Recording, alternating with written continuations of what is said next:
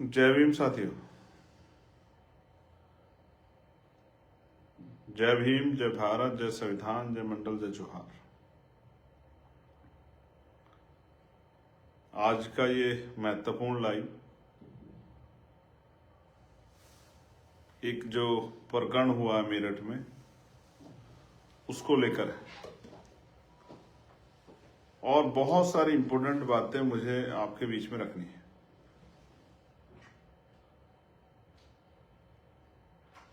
वो बातें इस पूरी घटना से जुड़ी हुई हैं और कुछ ऐसे खुलासे भी हैं जो शायद आपको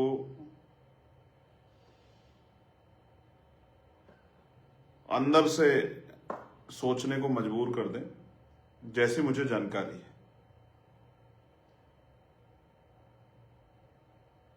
लेकिन क्योंकि स्थिति बड़ी अजीबोगरीब थी और मुझे जो भविष्य में खतरा दिख रहा है इस मामले में, तो मुझे लगा कि आपको उसके प्रति सचेत करना जरूरी हो गया है। सर्वप्रथम तो मैं बहुजन समाज में जन्मे सभी संतों, गुरुओं, महान पुरुषों को नमन करता हूं और उनको नमन करना इसलिए जरूरी है उन महापुरुषों को क्योंकि उन महापुरुषों का बहुत बड़ा योगदान है। तो आज मैं जो इम्पोर्टेंट बात है, जो मुझे लग रहा था कि अगर आप तक नहीं पहुंची तो खराब हो जाएगा, आप तक ये बात जानी जरूरी है और आपके माध्यम से पूरे देश तक, जहां तक भी लोग इस मामले को जानना चाहते हैं उसको उन तक ये बात पहुंचे। प्यारे साथियों, इस ये घटना को लगभग अब 60 घंटे करीब बीत गए और इन 60 घंटों में मैं चाहता था कल परिवार के पास मिलने जाना, लेकिन वहां के बड़े सीनियर अधिकारी से मेरी बात हुई। उन्होंने मुझसे 24 घंटे का समय मांगा कि हमें 24 घंटे का समय दीजिए, हम गिरफ्तारी करेंगे, हम बेटी को बरामद कराएंगे। और जब वो समय पूरा हो गया तो आज मैं परिवार से मिलने के लिए गया। और आप ये समझिए कि कहीं भी कोई घटना होती है तो परिवार से मिलने के लिए लोग जाते ही हैं, उनका दुख बांटने के लिए। और जो मतलब उस तरह की जनप्रतिनिधि हैं वो इसलिए भी जाते हैं कि परिवार का जो विषय है, उनकी जो मांग है, उनके मन सामने जो परेशानी है उसको उठाएं और उनको एडमिनिस्ट्रेशन, पुलिस, वरिष्ठ अधिकारियों के, मीडिया के माध्यम से उनके संज्ञान में, मुख्यमंत्री और तमाम बड़े अधिकारियों तक उनकी अपनी बात पहुंचाएं, जिससे उस परिवार की मांगों पे सरकार चिंतन करे। तो आज जब मैं चला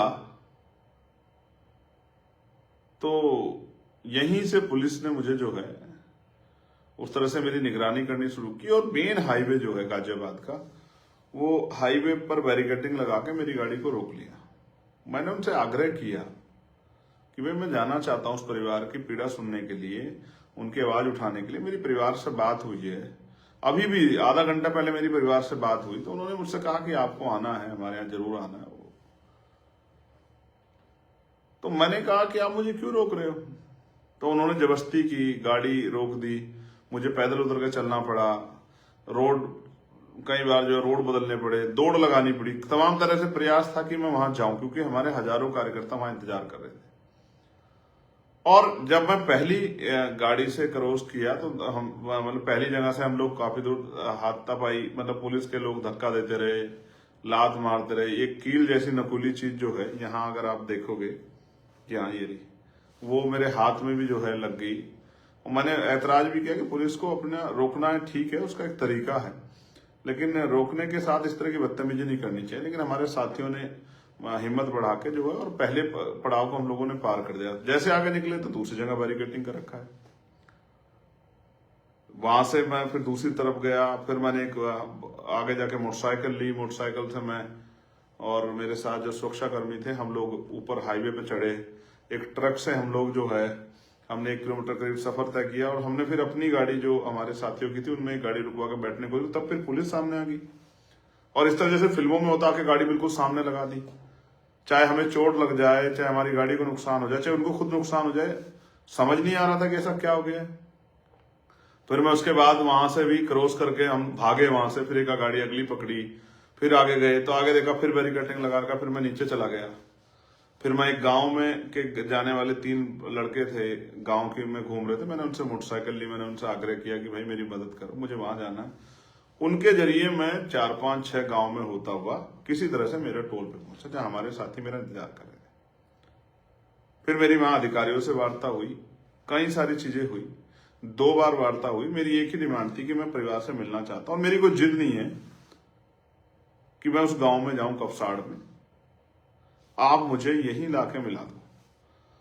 और पुलिस इस बात पर अड़ी हुई थी कि भाई आप गाजियाबाद वापस चले जाओ, हम गाजियाबाद और दिल्ली या दिल्ली मिलने की व्यवस्था करा देंगे, जब हमारी टीम वहां विरोध कर रही थी। और मैं उनसे आग्रह कर रहा था कि भाई मैं यहाँ आया हूं तो मुझे यहीं मिलने दीजिए, परिवार को लाकर मिलवा दीजिए, मैं उनकी पीड़ा को सुन लूं, उनके हाल को जान लूं, उनकी जो परेशानियां हैं, उनके जो इस समय के जो महसूस कर रहे हैं, और मीडिया के सामने रख दूं, अपने लोगों के सामने रख दूं, सब लोगों तक ये बात चल जाएगी। आज मेरे लाइव में 6000 से ज्यादा लोग जुड़ के इस बात को देख रहे हैं, तो इसका मतलब सुबह से ये चीज लोगों के संज्ञान में है कि चंद्रशेखर वहां जाके उस परिवार की आवाज बनेंगे। अब मैं जो इंपोर्टेंट बातें आपको बता रहा हूं, फिर वहां मुझे वरिष्ठ अधिकारियों ने बताया कि बेटा और बेटी बरामद हो गए हैं और आपकी जो मेहनत थी वो सफल होगी, पुलिस को सफलता हासिल होगी है। ये बात उन्होंने मुझसे कही। लेकिन इस बात सिर्फ यहीं तक नहीं खत्म हो रही है, वो परिवार किस हाल में है। ऐसा क्या है कि जो फोर्स लगानी चाहिए थी अपराधियों को रोकने में, वो फोर्स मुझे रोकने के लिए लगाई गई। ऐसा क्या है, सब चीजों को जानते हुए भी इस तरह से जगह जगह बैरिकेडिंग करके और मेरी जान को दांव पे लगा के जो है पुलिस इस तरह की कार्रवाई कर रही थी। कौन इतना प्रेशर कर रहा था, इसका जवाब अगर कोई शख्स दे सकता है तो वो है जिलाधिकारी मुझे मेरठ, जो इस बात का जवाब दे सकते हैं। उनको इस बात का पुख्ता पता कि किसके इशारे पे मुझे रोका जा रहा। अब मैं वहां जाके करता क्या, किसी के यहां दुख होता है, लोग जाते हैं, तमाम पार्टियों के लोग गए हैं, हम लोग जाते हैं, उनकी पीड़ा सुनते हैं, मीडिया के सामने रखते हैं। और जैसा हमने कहा था कि अगर हमारी मांग पूरी तो धरना देंगे, तो ये सरकार को धरने से डर क्या है, इसका जवाब भी सरकार ही बेटर तरीके से दे सकती है। मैं आपको जो चीज बताना चाह रहा हूं इंपॉर्टेंट, जो आपको जाननी चाहिए, और मुझे जो भविष्य का खतरा है, कल का जो मुझे खतरा है, जैसे बताया गया शाम में जब लोग वहां आंदोलन कर रहे थे, पुलिस ने लाठीचार्ज किया या धक्का दिया, इधर खींचा उधर खींचा, कपड़े फटे, चोट लग गई, ये कोई बहुत बड़ी बात नहीं है। तो जब आदमी संघर्ष करने स्वाभिमान सम्मान के लिए निकलता है, इस तरह की सोच जो होती है, इनसे नहीं घबराना चाहिए। और जो लोग घबराते हैं, मैं तो उनको बिल्कुल भी नहीं मानता कि वो इस बात के साथ सड़क पर निकलेंगे, हम मतलब जाएंगे तो हमें वो नहीं होगी, कोई परेशानी आ जाएगी। तो जिनको इस तरह का भय हो, वो घर में रहे यार, काहे को जा रहे हो। बेसिक ये है कि मुझे किसने बताया कि लड़की कल ही बरामद करा ली गई, और आज क्योंकि हम लोग जा रहे थे, और हम लोग अगर इस तरह की स्थिति हो जाती तो हमें पता पहले ये बात क्लियर हो जाती, लड़की मिल गई तो हम लड़की से मिलते, वो किस हालत में जानने का प्रयास करते। लेकिन पूरे शाम तक मुझे ऐसा लगता है कि जब बहुत दबाव बन गया, तब पुलिस को, एडमिनिस्ट्रेशन को बताना पड़ा कि लड़की और लड़का बरामद हो गए, वरना उससे पहले सारे मामले को छिपाया जा रहा था। अब महत्वपूर्ण क्या है, अगर लड़की पुलिस के पास थी, पुलिस ने बरामद कर ली, तो आज पूरे दिन लड़की को कहां रखा गया, उसको क्या सिखाया गया, क्या समझाया गया। क्योंकि मुझे जो घटना बताई गई है चशमदीदों द्वारा या वहां के लोकल लोगों द्वारा, कि वो लड़का उस लड़की को पिछले लंबे समय से परेशान कर रहा था, इस बात को लेकर गांव में विरोध भी हुआ था, इस पर चर्चा भी हुई थी, और लड़की ने स्पष्ट मना कर दिया था कि मैं इस लड़के से दूर रहना चाहती हूं, इसको कहिए कि लड़का अपना कोई दूसरा रास्ता इख्तियार कर ले, मैं इससे बात नहीं करना चाहती। लड़का जबरन उस लड़की के पीछे पड़ा हुआ था और उसको टॉर्चर कर रहा था, उसको उस लड़की को मजबूर कर रहा था कि वो उस लड़के से बात करे। और उस दिन भी क्या हुआ, अगर आपने सुना हो, कि उस लड़के ने खेत से निकल के उस लड़की को आवाज लगाई, जहां उसकी मां भी साथ थी, कि मुझे उससे बात करनी। लड़की ने मना कर दिया। तो जहां तक मुझे नजर आता हुआ ये है कि लड़के ने लड़की को धमकी दी कि अगर तुम मुझसे बात नहीं करेगी तो मैं तेरे परिवार का कत्ल कर दूंगा, और इस बात को पुख्ता करने के लिए उसने एक हथियार से उसकी मां का कत्ल कर दिया। डरी सहमी लड़की, जिसकी मां का कत्ल उसके सामने हो गया हो या मृतक स्थिति में हो, वो उसको किस स्थिति में, एक आदमी था, 2 आदमी थे, 4 आदमी थे, उसको कैसे लेके गए, कहां लेके गए, किसी को नहीं पता है। अब मुझे डर क्या है? अब मुझे डर है कि लड़की को डराकर, लड़की को समझाकर, परिवार को डराकर, इसलिए शायद हमें जाने से वहां रोका जा रहा था कि हम ना मिले, हम ना अपनी बात, उनकी बात सुन पाए, ना कर पाए, कि जिसके लड़की को डरा के कल लड़के के फेवर में बयान दिलाए जाए कि मैं ही इसके साथ जाना चाहती थी। और इसका एक माहौल बनाने का काम कल से किया जा रहा है कि लड़का लड़की में प्रेम प्रसंग था, लड़का लड़की जो एक दूसरे को जानते थे, लड़की बड़ी है, लड़का छोटा है। ये सारी बातें कल से जो है वहीं आसपास के लोगों द्वारा, मीडिया का मैं धन्यवाद दूंगा, इस महान मीडिया का, जिसमें बिल्कुल भी नैतिक चरित्र नहीं है, कमजोर वर्गों की बेटियों के चरित्र का दमन करते हुए। ये भी एक तरह का नोचना होता है, जिस तरह का जो है वो मीडिया कर्मी कर रहे हैं। उनमें सब्र नहीं है, उनमें हिम्मत नहीं है जानने की, लेकिन उनको वो किसी भी अरे गहरे कहीं बाइट चला के ये बताना है कि लड़की गलत है। हम कल से देख रहे थे, चाहे हाथरस हो, हाथरस में भी यही हुआ। मीडिया ने डिबेट करनी शुरू कर दी। मेरे आज भी याद है, कुछ चैनल डिबेट करवा रहे थे और कह रहे थे कि फोन में उनपे कोई जानकारी नहीं थी कि उनके फोन में मैसेज मिले हैं, उनकी बातें होती थी, उनका ये होता था, उनका वो होता था। आप समझिए पूरा नैरेटिव क्या, पूरा नैरेटिव उस परिवार को गलत बनाने का है। और ऐसा क्या है उस गांव में जहां कल सब लोग चले गए थे कि वहां एडवोकेट चंद्रशेखर आजाद, जो दलितों का ही, क्योंकि दलित सीट से जो है, रिजर्व सीट से, मतलब रिजर्व सीटों का से चुनाव व्यक्ति जो उन्हीं के प्रतिनिधि के रूप में उनका नेतृत्व करता है, उसको गांव में ना जाने दिया जाए, ये किसकी नाक का सवाल बना हुआ था। और जितनी मैं समझता हूं, ये हिम्मत डिस्ट्रिक्ट लेवल के अधिकारियों, डिस्ट्रिक्ट लेवल के नेताओं में या अधिकारियों में तो नहीं थी। जहां Ghaziabad police, Saharanpur police, Meerut police, Hapur police, तमाम एक इस तरह का मतलब संगठित जो है एक वो चला रहे थे, मूवमेंट चला रहे थे कि चंद्रशेखर वहां नहीं पहुंच जाए। ये क्यों था? इसका एकमात्र कारण मुझे नजर आता है कि परिवार दहशत में है, परिवार डर में है, और परिवार चंद्रशेखर आजाद से ना मिले, और परिवार को जिस तरह का दबाव बना जा रहा है, वो दबाव बनाने में पुलिस प्रशासन और वहां के लोकल लोग कामयाब हो जाएं, मुझे ऐसा लगता है। इस गांव की हिस्ट्री के बारे में 2018 के आसपास की एक घटना हुई थी जिसमें दलितों के घर जलाए गए थे। ये भी इस गांव का इतिहास है। ये भी मुझे आज वहीं किसी सज्जन द्वारा बताया गया।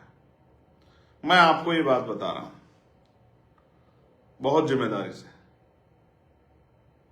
उत्तर प्रदेश में गुंडा राज चल रहा है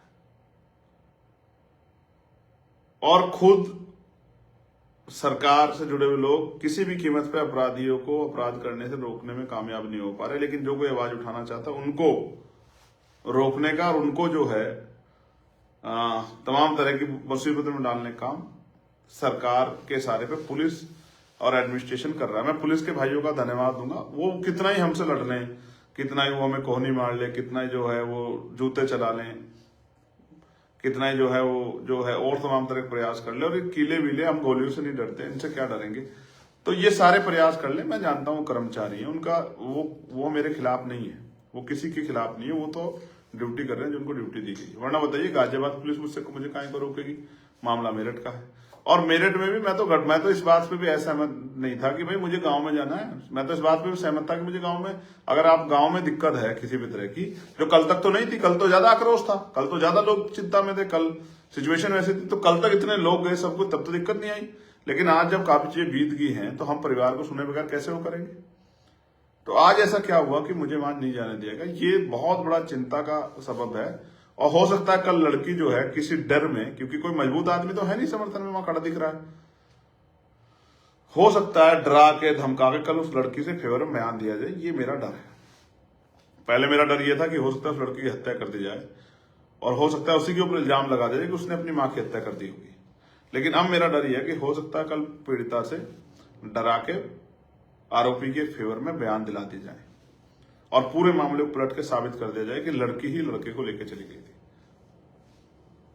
आप में इस बात को, क्योंकि हमारे बहुजन समाज के लोगों को इस पर निगाह रखनी है, और मैं पार्टी कार्यकर्ताओं का बहुत धन्यवाद दूंगा जो सुबह से टोल पे डटे हुए थे, दोराला टोल पे, प्रतापपुर टोल पे, जो लोग गांव में गए थे परिवार से मिलने के लिए, उन तमाम कार्यकर्ताओं का मैं दिल से धन्यवाद करूंगा। जब पुलिस मुझे जबरन उठा रही थी वहां, मुझे पकड़ के खींच रही थी, मेरे बाल खींचने की कोशिश कर रही थी। किसके इशारे पे? किसको खुश करने के लिए? मैं समझ सकता हूं। जो कार्यकर्ता सीना तान के एक जवान की तरह लड़ रहे थे, मैं उन तमाम भाइयों का बहुत धन्यवाद देता हूं। आज मेरी आंखों में उनका जो पहले सम्मान था उससे भी ज्यादा बढ़ गया कि किस तरह वो जो है रक्षा सुरक्षा कर रहे थे। लेकिन आप भी जानते हैं, इन परिस्थितियों में भी मैं नहीं चूका अपने परिवार के पास पहुंचने। मैंने पूरी कोशिश की कि आपको नहीं जानकारी, मैं 20 से 25 किलोमीटर मुझे बाइक पे बैठ के जाना पड़ा, और एक अकेले जवान के साथ जो हमारे साथ सुरक्षा के जवान थे, मैं उनका भी धन्यवाद दूंगा कि उन्होंने बेचारों ने काफी प्रोटेक्शन किया। लेकिन सिर्फ एक ही वो था,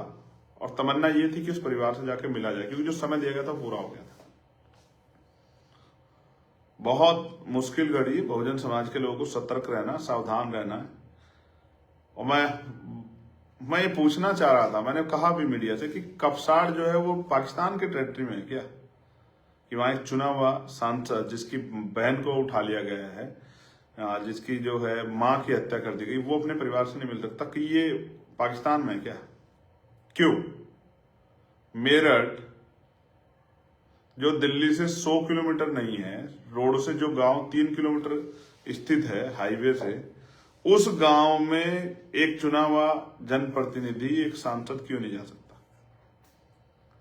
मेरे वहां जाने से किसे खतरा था? इसलिए मेरी चिंताएं बढ़ी हुई हैं। मेरे मन में इस बात का भय है कि उस बेटी के साथ उसको डरा कर धमका कर हो सकता है आरोपियों के फेवर में बयान करा दिए जाए। लेकिन हम भी इस मामले पे निगाह बनाए बैठे, हम भी छोड़ने वाले नहीं है। हमारी टीम बेटी से मिलने की कोशिश करेगी, और कोशिश करेगी उसको किसी तरह का दबाव उसके पार ऊपर ना बनाया जाए। परिवार से मेरी अभी बात हुई, वो उसके पिता और भाई नरसी, उनके पिता दोनों रो रहे थे। वो कह रहे थे माँ तो चली गई, माँ को तो आप देख नहीं पाए, लेकिन पिता को आके देख लो। उनकी इच्छा थी, लेकिन उनकी इच्छा के विरुद्ध क्यों जो है प्रशासन किसी भी कीमत पे, आप ये समझिए कि जब मैंने उनसे आग्रह किया आप डीएम ऑफिस मिलवा दो, सर्किट हाउस मिलवा दो, लेकिन ऐसा क्या था कि मुझे परिवार से ना मिलने का जो है, ये किसका आदेश था कि चंद्रशेखर को परिवार से नहीं मिलने देना है? आप समझिए उत्तर प्रदेश है जहां कानून के राज की बात करते हैं, मुख्यमंत्री हर चौराहे पे यमराज खड़े, हर चौराहे पे यमराज खड़े। कहीं कोई बेटी का अपमान कर जाएगा तो वहां यमराज मिलेंगे और वो कहीं ऊपर चला जाएगा। लेकिन यहां तो 52 घंटे बाद यमराज नहीं मिले। कहां गए आपके यमराज मुख्यमंत्री जी? और जो लोग जा रहे हैं परिवार से मिलने के लिए, उनको रोक रहे हैं, उन पर डंडा चला रहे हैं, उनको जो है अपमानित कर रहे हैं। सब समझ रहे हैं, जनता देख रही है, जनता देख रही है।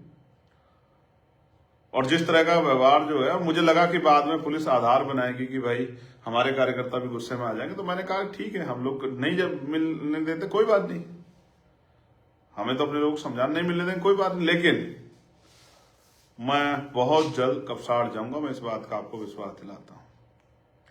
जब कपसाड़ मेरठ में है और वो पाकिस्तान के टेरिटरी में नहीं है, चाइना के टेरिटरी में नहीं है, तो फिर एक चुना हुआ सांसद वहां क्यों नहीं जा सकता अपने परिवार से मिलने के लिए? जब तक मैं वहां नहीं जाऊंगा, मैं भी चैन से नहीं बैठूंगा। और मैं अपने मेरठ के साथियों को धन्यवाद दूंगा जो पिछले 2 दिनों से वहां डटे हुए हैं। एक एक कार्यकर्ता का हमारी पार्टी के नेता होगा, और मैं उनसे कहूंगा कि निगाह बना के रखें, बिल्कुल नहीं छोड़ना है। किसी भी कीमत पे बहन बेटियों के सम्मान की रक्षा करनी है, उनको न्याय दिलाना है। और क्योंकि बेटी बरामद होगी, ये सूचना उन्होंने मुझे अधिकारियों ने दे दी थी, इसलिए मैंने ज्यादा वो भी नहीं किया। मैंने प्रयास किया कि ठीक है, जब बेटी बरामद हो गई है, और एक आरोपी पहले बरामद उन्होंने पकड़ लिया था जो नामजद है, और एक जो है वो बाद में, अब जब मैं गया वहां, उन्होंने मुझे बताया कि आपकी डिमांड पूरी हो गई। मैंने उनसे भी कहा कि परिवार को सुरक्षा व्यवस्था आप मुहैया करें लाइसेंस के साथ साथ, क्योंकि परिवार का सुरक्षित रहना बहुत जरूरी है, उनको किसी तरह का भय ना। तो ये सब चीजें मैं आपके सामने इसलिए लाना चाहता था क्योंकि जिस तरह की मुझे सूचनाएं मिली, और जिस तरह का आज परिवार से ना मिलने देना, परिवार पर प्रेशर बनाना, और किसी हर तरह रोकना, हजारों की संख्या में फोर्स लगाना, ये इस बात को स्पष्ट करता है कि कहीं तो कोई खेल है, कहीं तो कोई बात है जिसको प्रशासन छिपा रहा है। उत्तर प्रदेश है ये। मैं किसी भी जाति की हो, किसी भी धर्म की हो, किसी भी पार्टी जुड़ी महिलाओं को पूछना चाहता हूं, आपने देखा है ना, कभी कभी कुछ अपराध इतने जघन्य होते हैं जिनके लिए किसी के पास जवाब नहीं होता है। एक माँ जो अपनी बेटी को खींच के ले जाते हुए गुंडों को नहीं देख पा रही थी, जो सामना करने के लिए मैदान में आई, और उस माँ को धारदार हथियारों से किस तरह से उसको कुचल दिया गया, ये आपने और मैंने देखा। ये उत्तर प्रदेश है, ठाकुर योगी आदित्यनाथ जी का उत्तर प्रदेश है। उन्हीं की सरकार में कमजोर वर्गों की बेटियों को उठा लिया जाता है और उनकी माओं के साथ, जब एक माँ जो है ढाल बन के, शेरनी बन के अपने बच्चों की रखवाली के लिए खड़ी जाती है, तो उनकी माओं को धारदार हथियार से कुचल दिया जाता है। और जो उनकी न्याय की आवाज उठाने के लिए जाते हैं, उनको पुलिस सड़क बैरिकेडिंग करके रोकने का काम करती है, धक्के देने का काम करती है। ये आपने मैंने देखा। मैं एक काम कह के आया हूं उनसे, आप सुनोगे मिल जाएगा, कि ये जो आज दर्द सीने में लेके जा रहा हूं कि अपने परिवार से नहीं मिल पाया, इस दर्द से रोऊंगा नहीं, आंख में आंसू लाऊंगा, घबराऊंगा नहीं, पीछे नहीं बैठूंगा, आगे बढ़ूंगा। अपने साथी से भी क्या आया, उन्होंने कहा साहब मुझे यहाँ चोट मार दी, मुझे पुलिस ने यहाँ डंडा मार दिया, मुझे यहाँ मुक्का मार दिया। मैंने उनसे भी कहा कि जब बहन बेटियों के सम्मान की रक्षा के लिए, सुरक्षा के लिए जिम्मेदारी लेके घर से निकले तो फिर किसी से घबराओ मत। ऐसी मुसीबतें आपका रास्ता नहीं रोक सकती, आपको कमजोर नहीं कर सकती। डटो मैदान में, ये तो आएंगी मुसीबतें। अगर देश के क्रांतिकारी जिन्होंने देश की आजादी की लड़ाई, अगर वो इन बातों से डर जाते तो क्या देश आजाद हो जाता? क्रांति खून मांगती है, बलिदान मांगती है। अगर आजादी चाहिए, स्वाभिमान सम्मान का जीवन चाहिए, तो संघर्ष करने का मादा रखो। जिन साथियों ने संघर्ष किया उनको आभार। जिन साथियों ने पूरा दिन लगाया, मेरठ की पूरी टीम को, मुजफ्फरनगर की, गौतम बुद्ध नगर की, गाजियाबाद की, बुलंदशहर की, हापुड़ की पूरी टीम को धन्यवाद, सैल्यूट आपको। और स्पेशली मेरठ की टीम को जो डटी रही, बिजनौर के साथियों को भी, जो हमारे साथी आए थे, उन सबका भी धन्यवाद। हमारी नेशनल टीम के साथी भाटी जी, जो आज बहुत खूब संघर्ष किया, हिमांशु भाई, अमित भाई, निजाम भाई, सतपाल चौधरी जी, कपिल भाई, उन तमाम साथियों को, एक एक कार्यकर्ताओं को, सभी जिलाध्यक्षों को, प्रदेश की टीम को, मंडल की टीम को, मिशन 78 के भाइयों से मैं मिला वहां थे, सबको मेरा धन्यवाद। लेकिन मैं आपको बहुत जिम्मेदार से कह रहा हूं, ये शुरू है, अंत नहीं। साहब कहते हैं जिस समाज को मुफ्त में खाने की आदत हो जाती है वो कभी क्रांति नहीं करता, और जो क्रांति समाज नहीं करता वो अपने अधिकारों की रक्षा नहीं कर पाता, जो वो शासक समाज भी नहीं बनता। जो शासक समाज है उसकी बहन बेटियों का रोज अपमान होता है, उनको रोज जूते खाने पड़ते हैं। इसलिए शासक बनो। और मैं आपसे ये कह रहा हूं, क्रांति का ये जो पर्व है, इसमें आहुति दो, आगे बढ़ो, संवैधानिक रूप से संघर्ष करो, पढ़ लिख के मेहनत करो, भाईचारा बनाओ। फिर इस तरह का कोई गुंडा, आप सोचोगे अगर कल ताकत आपके हाथ में, तो कोई गुंडा आपकी बहन को उठा ले जाएगा? मैं तमाम कमजोर वर्गों को कह रहा हूं, मुसलमानों को, पिछड़े वर्ग के लोगों को, संविधान को मानने वाले सामान्य जाति के लोगों को, जो बाबा साहब अम्बेडकर की विचारधारा में, फूले साहब की विचारधारा में विश्वास रखते हैं, उनको भी कह रहा हूं।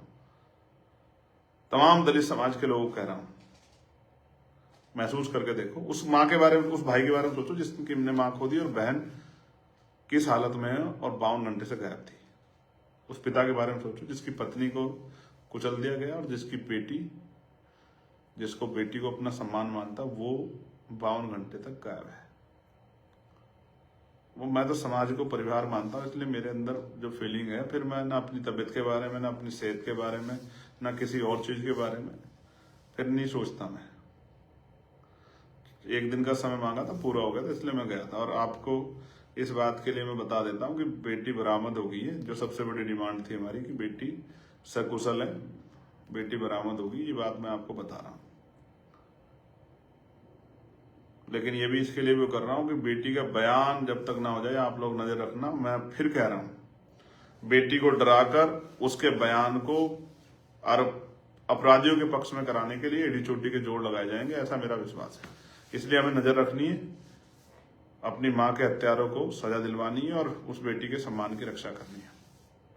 मैं आपका भाई चंद्रशेखर आजाद, आज आपके संघर्ष को धन्यवाद।